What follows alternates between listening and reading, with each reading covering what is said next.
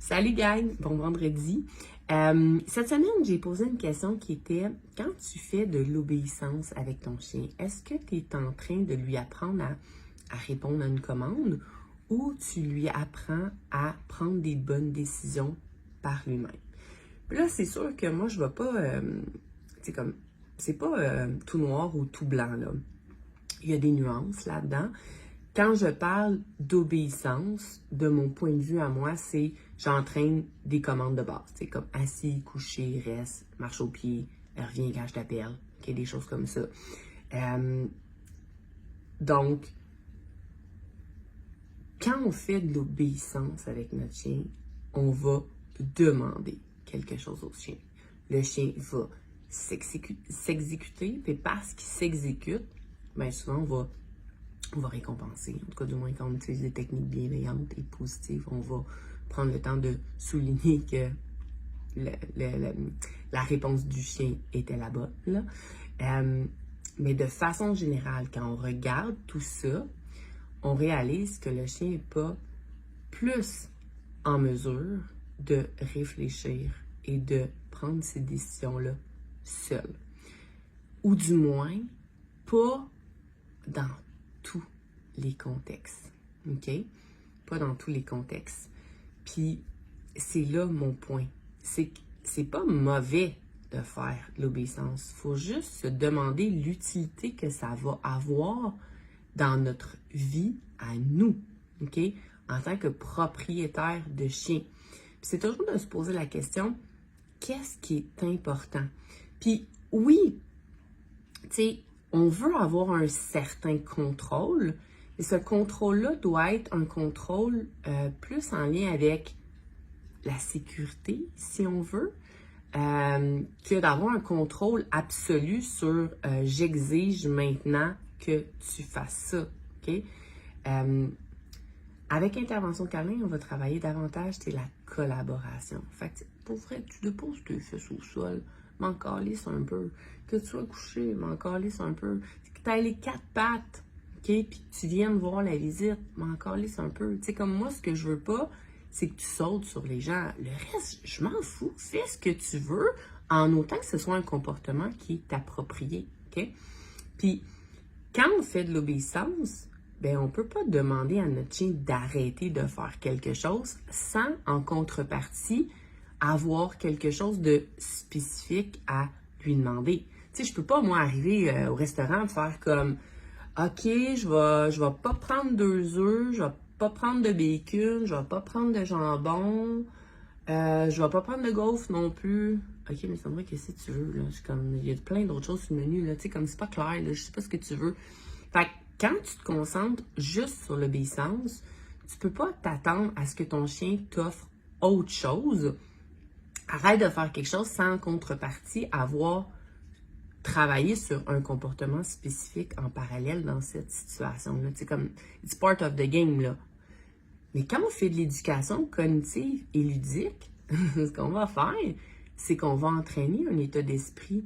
Puis parce que j'entraîne un état d'esprit, non pas un comportement spécifique, ben, veut pas, mon chien va être capable de prendre les bonnes décisions parce que j'ai travaillé son état d'esprit, j'ai modifié ses perceptions. La visite, c'est plus quelque chose d'excitant, c'est plus quelque chose d'inquiétant, c'est quelque chose qui va devenir non événementiel. Et quand c'est non événementiel, qu'est-ce qu'on fait? On s'en fout un peu. Tu sais, c'est comme, oh, de la visite. Parfait, de la visite, OK? Que mon chien reste couché, que mon chien vienne l'accueillir et fasse comme, allô, cool, content de t'avoir vu, m'en va me recoucher. Il retourne sur son tapis, sur sa limite. Tu sais, comme, c'est bien correct, là, OK? Fait que, tu sais, l'obéissance, c'est vraiment, je contrôle quelque chose de précis. Mais si tu n'es plus dans l'équation, tu ne contrôles plus rien. Là. Souvent, tu ne contrôles plus rien. C'est comme le chien ne va pas nécessairement le faire de façon automatique ou pourrait le faire de façon automatique dans une situation, mais ça va devenir difficile à généraliser dans toutes les situations. En contrepartie, si je travaille l'état d'esprit, OK, j'ai beaucoup plus de chances de pouvoir spreader ça un peu partout. En tout cas, du moins, c'est beaucoup plus facile. Ça demande beaucoup moins de technique aussi. Donc, je pense que l'obéissance, en fait, je suis certaine que l'obéissance a ses limites. Je pense que l'obéissance, c'est pas l'avenir de l'éducation canine. Je pense vraiment qu'on s'en va vers un univers d'éducation cognitive et ludique. Je pense que ça va s'en venir de plus en plus. Puis c'est ça que j'ai le goût de te partager au mois de juin. C'est souvent, comme propriétaire de chien, on fait comme « Ah, ça marche pas, j'ai un problème avec mon chien. » On s'en va vers l'obéissance. Okay? J'ai besoin d'un cours, j'ai besoin d'un cours de telle affaire. Okay? Mais tant que je vais rester avec cette conviction-là, que c'est ça que ça me prend pour solutionner mon problème, je vais pas regarder ce qui est possible de faire autrement. Puis si je prends pas le temps de regarder ce qui est possible de faire autrement, puis je reste dans l'obéissance, bien ça se peut que je frappe un mur à un moment donné. Ça se peut que je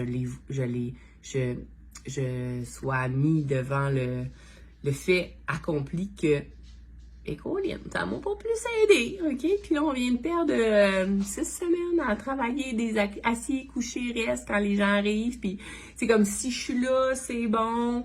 Mais tu sais, il est couché, puis il est de même, puis il me regarde, puis il attend sa gâterie, OK? Fait que c'est ça. Je pense vraiment que l'obéissance, je suis pas en train de dire que c'est mal. Je pense que ça a ses limites. Je pense que comme propriétaire de chien, OK, on devrait davantage vouloir la collaboration de notre chien que de vouloir le contrôler.